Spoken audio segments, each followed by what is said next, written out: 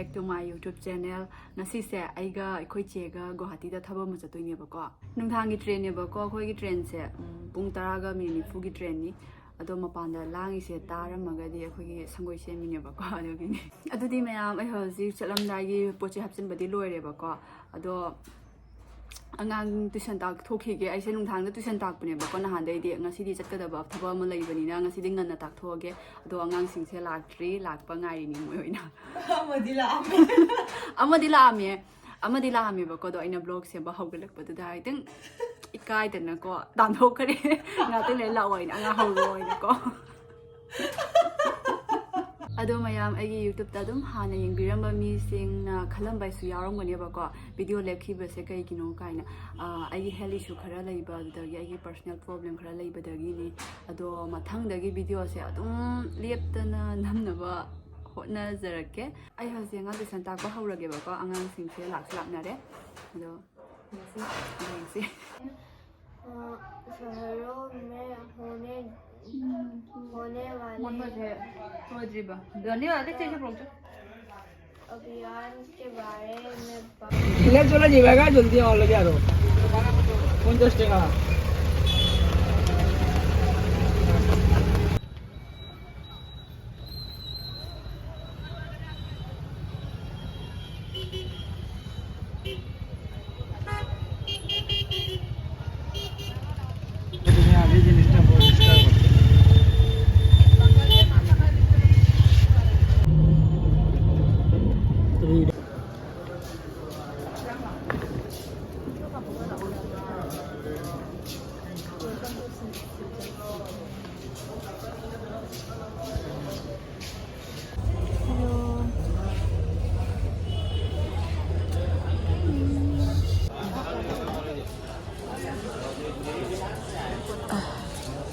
train do ko platform number 2 da layam da na khoi hoji platform number 2 da chatli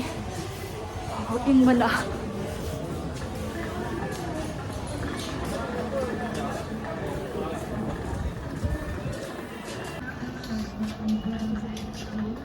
akhoi hoji makha ku mi ai ga chiche ga mana luma thang ya ba aina nu aina blog number 3 do bo se thang wa ngamdre ma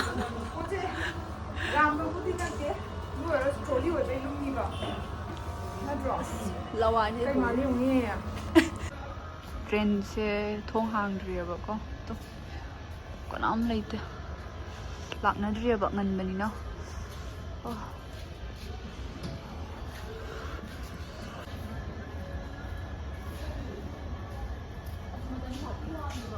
ai ko ao re akoi se se di saw ni mo lo re ko mai da ba phung da be ai di video na mi masa yum ne thopo ma tam da nong yam na chuye ba ko aduna video ka pa ngam hawdre da gi gari tong mating tong lak ban ne ko video do ka pa nang ba nong yam kan chuye ba pung ma tara makha tara ga mini puri train ya ji puni pan e da tari akhoi che po chang hauri ai asapu leiba thore laura ga la e mayam akhoi je nai mare je tong hai ta ni na si do re dai di video se phasana namge to ba do video namne mai jaga se bo lai tre ba ese middle da ne ba hoje ai se middle da b1 ge ai na no tare 37 da b1 ge 37 da aduga ko chiche na 6 da tare la nai re jamna Guwahati yaure mayam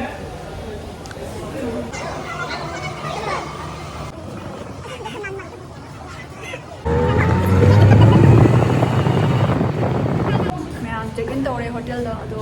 ai fresh othoki ba aduga pamna se Guwahati da to chiche na lai ngai kan si da magi friend amaga maga unta ba su kuire haine hauji unaba thok toi ne aduga lan su mapana dum tawrani ado ai hauji hitang ke sani ge ba ko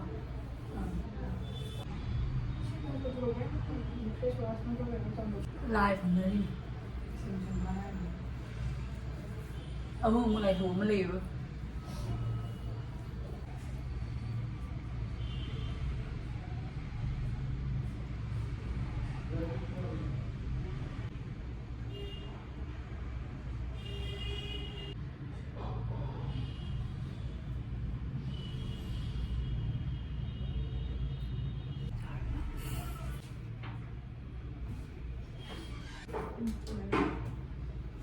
mayam ai hoje lo sin lo re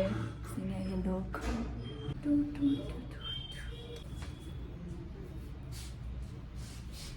na ai lori sina ai the earring ni se am cute do have ni ko mayam asina gi second outfit ne ba ko asi outfit sin ni na pam ba hele asi wai se la ni mamangi top to kitang contact to we ba du na ne ka an ma dress ba dala si sina gi second outfit si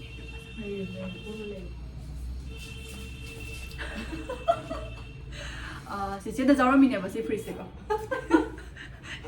mana perfume ka pini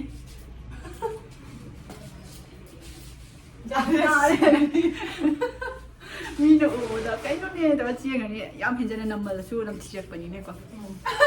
dik ti ja kari no gi ma si le re pe ma khoi ri thok na ba taw re ba ko tu se di thoi chap ti ta la lo lo ri aina thok e tension like ta ba kai se kai ise le bi ka na ba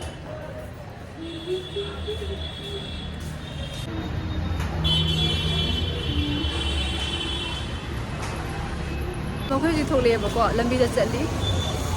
kai chat li no khang di ai su dum chat chak la mana si cha koi na cha ge na ni lai je Chị sẽ lấy cái sao sẽ ngã tàu cái lấy đi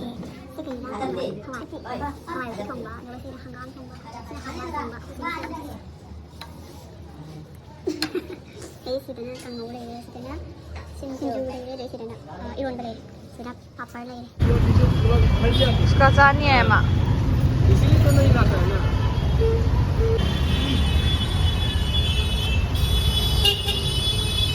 कितने हो गए हो गया mai ka ba da za ba da ka pi ho de sin ni ka sin last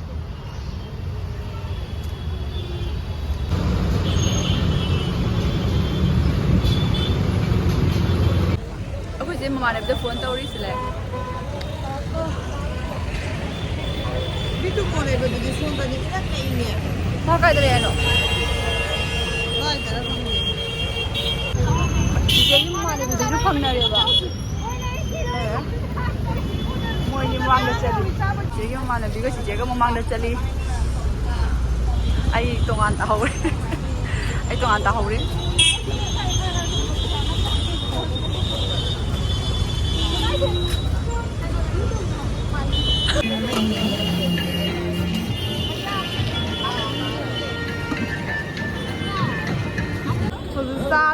sa dori sa video di mo de ka pi na ka gam sa bi je sa la di ai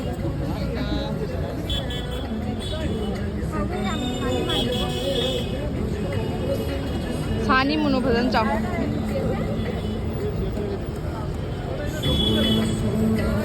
kamai tawi how we nya cái lần của đây mà mình có akhoi sa ba loi re mall manung da changai kai kai no jem ba wow kai da no nge wow hai je phadi phajai do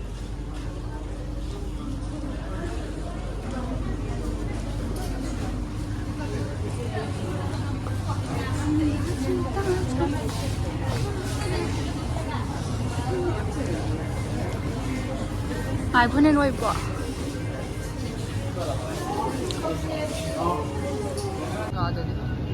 si asang sa gi de lâu ba ka na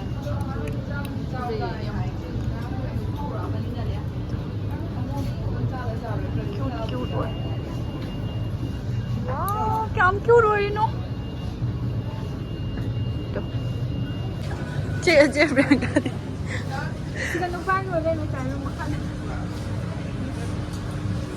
他这也要拿，哎呀！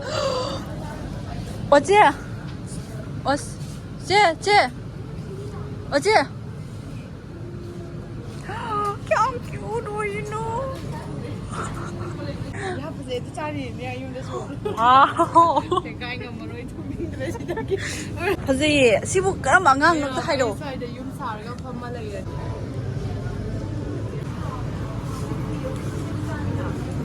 모인이디 ngao 그래. 그래. 짜니 뭔다. bây ngam de ya đấy nè ꯑꯩꯈꯣꯏ ꯃꯣꯜꯗꯩ ꯊꯣꯛꯂꯛꯑꯦꯕ ꯍꯧꯖꯤꯛꯀꯣ ꯑꯗꯨꯒ ꯆꯠꯆꯒꯦ ꯇꯧꯔꯦ ꯑꯗꯨꯒ ꯍꯧꯖꯤꯛ ꯆꯥꯒꯦ ꯇꯧꯔꯤ ꯅꯝꯃꯤ ꯍꯧꯖꯤꯛ ꯇꯞꯅ ꯇꯧꯅ ꯍꯥꯏꯗꯤ ꯍꯥꯏ ꯌꯨꯁꯇꯨ ꯑꯣꯏꯗꯕꯅꯤꯅ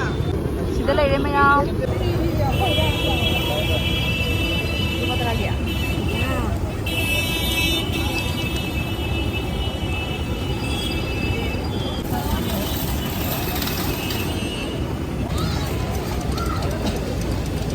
ꯑꯁ ꯂꯣꯏ ꯇꯣꯜꯂꯦ ꯆꯤꯟꯁꯦ ꯆꯥꯕ ꯍꯩꯇꯕ ꯑꯗꯨꯃꯥꯏꯅ ꯃꯥꯏ ꯗꯨꯀꯥꯟꯁꯦ ꯌꯥꯝ ꯊꯤꯅ ꯍꯥꯎꯋꯦꯕꯀꯣ ꯑꯁ ꯈꯨꯍꯥꯎ ꯑꯃꯅꯦ ꯃꯣꯔꯣꯛ ꯃꯥꯏ ꯆꯥꯗꯤ ꯈꯨꯍꯥꯎ ꯑꯃ ꯍꯜꯂꯦ ꯃꯌꯥꯝ ꯑꯩꯈꯣꯏ ꯍꯧꯖꯤꯛ ꯔꯨꯝꯗ ꯍꯜꯂꯦꯕ ꯈꯨꯍꯥꯎ ꯑꯃꯅꯤ ꯍꯧꯖꯤꯛꯀꯤꯗꯣ ꯔꯨꯝꯗ ꯆꯪꯉꯅꯤ ꯑꯗꯨꯒ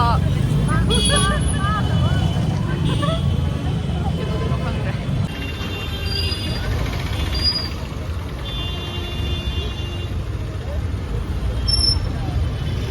ꯑꯩꯅ ꯃꯣꯏ ꯃꯃꯥꯡꯗ ꯆꯠꯂꯣ ꯍꯥꯏꯔꯤꯕ ꯀꯩꯒꯤꯅꯣ ꯍꯥꯏꯕꯗ ꯑꯩ ꯂꯝꯕꯤ ꯌꯥꯝ ꯈꯪꯗꯦꯕ ꯑꯗꯨꯅ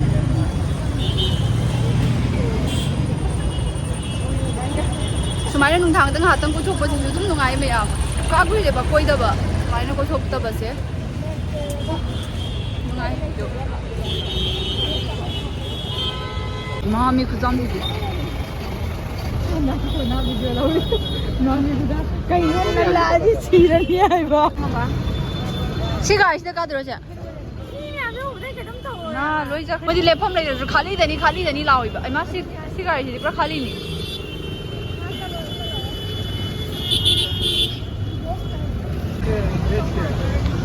बस अममुक लाए खा कुछ ngaया matunda bus अममुक लाए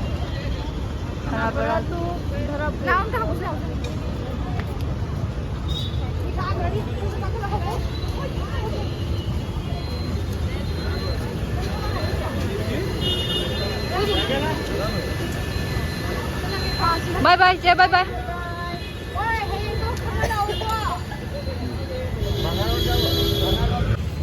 बाय सिदा लेरे नेपाली मंदिर गुवाहाटी अखोई हजी रूम की सिजी काकली रूम जौदोरे मयाम वाबना मी की हुई नहीं याम नुसी खुजौब से बस वाबना लोरे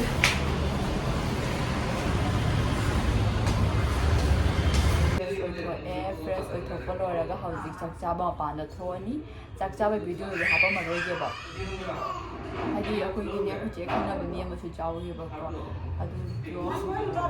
अदुदो हाइदि दम होटेल अमदा पुना लैबिनेनेबा रूम रूम दि तोंगानबा अदुगा मोइदो मोसु पुना जावबनिना थेंजेलामिना भिडियो दो कापरोइजेबा को पारगुबा यादे मॉर्निंग मयाम नसिना अखोइ गुवाहाटीदा डे 2 नि सिदा लैरे आइदि आउटफिट अदुगा सिदा लेरे अखोइ चिचे मादि लोइसनबा लोरे थोक्तोरबने अखोइ थोक्तोरबने बाको अखोइ सेगे थबक लोरे अखोइ हजि केनोम चाबा चलेबको आबना सिदोरे भिडियो सुम मते लौरे मिना जिम होम ना फा खंगमरो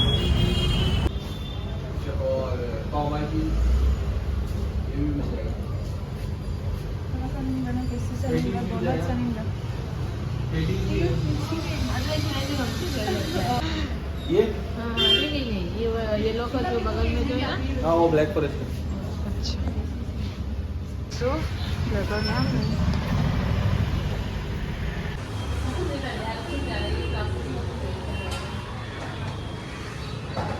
जो चादरा जो मोई की पैकिंग कई का तौना बगे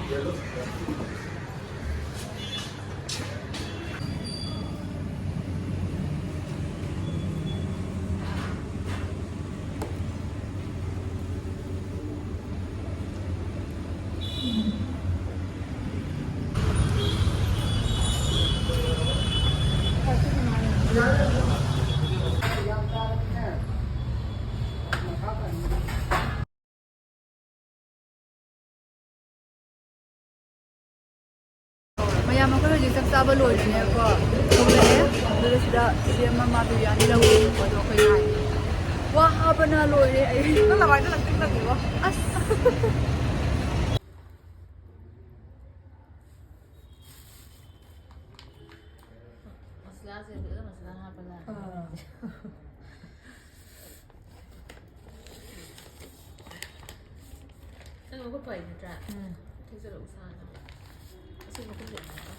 ꯑꯩ ꯍꯧꯖꯤꯛ ꯊꯣꯛꯇꯣꯔꯦ ꯑꯗꯣ ꯑꯁꯤꯒꯤ ꯗ꯭ꯔꯦꯁꯁꯦ ꯑꯩꯅ ꯂꯥꯛꯄꯗ ꯁꯦꯠꯂꯛꯄꯗꯨꯅꯦꯕꯀꯣ ꯍꯥꯏꯗꯤ ꯒꯨꯋꯥꯍꯥꯇꯤ ꯂꯥꯛꯄꯗ ꯗ꯭ꯔꯦꯁ ꯌꯥꯝ ꯄꯨꯔꯛꯇꯕꯅꯤꯅ ꯑꯗꯨꯝ ꯍꯟꯕ ꯃꯇꯝꯗꯁꯨ ꯁꯤ ꯑꯗꯨꯝ ꯁꯦꯠꯂ ꯆꯠꯂꯅꯤ ꯑꯩꯈꯣꯏ ꯍꯧꯖꯤꯛ ꯊꯣꯛꯇꯣꯔꯦ ꯆꯤꯆꯦ ꯕꯥꯀꯜꯗ ꯆꯪꯈꯤ ꯃꯥ ꯊꯣꯔꯛꯑꯒ ꯑꯗꯨꯝ ꯊꯣꯛꯑꯅꯤ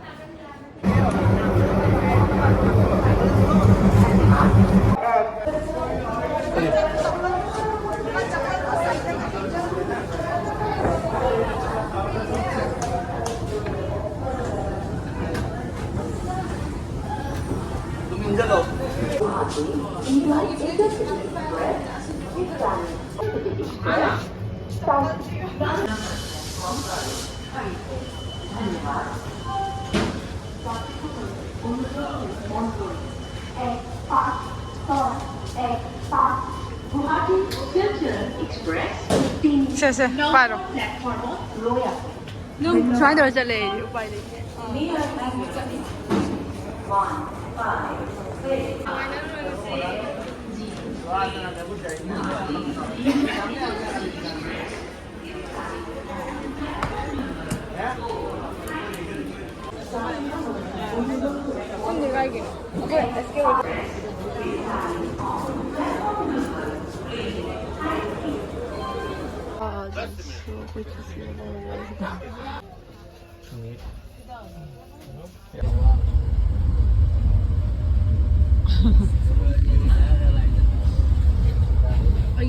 Sana lectura ng masam na sige. Eh, masam ka tsaka.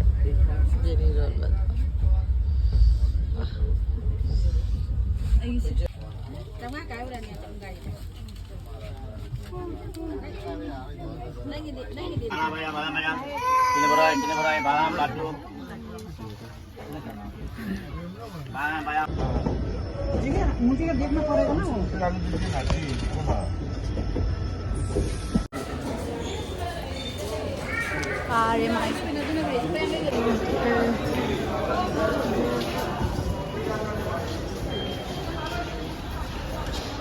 ꯑꯩꯈꯣꯏ ꯍꯧꯖꯤꯛ ꯌꯧꯔꯦꯕꯀꯣ ꯌꯨꯝꯗ ꯑꯁ ꯃꯥꯏꯁꯦ ꯂꯣꯏꯔꯦ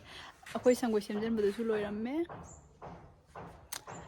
ꯃꯃꯥ ꯍꯧꯖꯤꯛ ꯆꯤꯟꯁꯨ ꯍꯣꯡꯗꯣꯛꯈ꯭ꯔꯅꯤ ꯍꯥꯏꯅ ꯁꯦꯝꯖꯜꯂꯤꯃꯤꯗ ꯄꯀꯥꯒ ꯆꯜꯂꯤ ꯅꯠꯇꯦ ꯃꯃꯥ ꯃꯩ ꯄꯨꯊꯣꯔꯛꯏ Ay, may kira niya. ꯃꯩ ꯑꯣꯁꯦ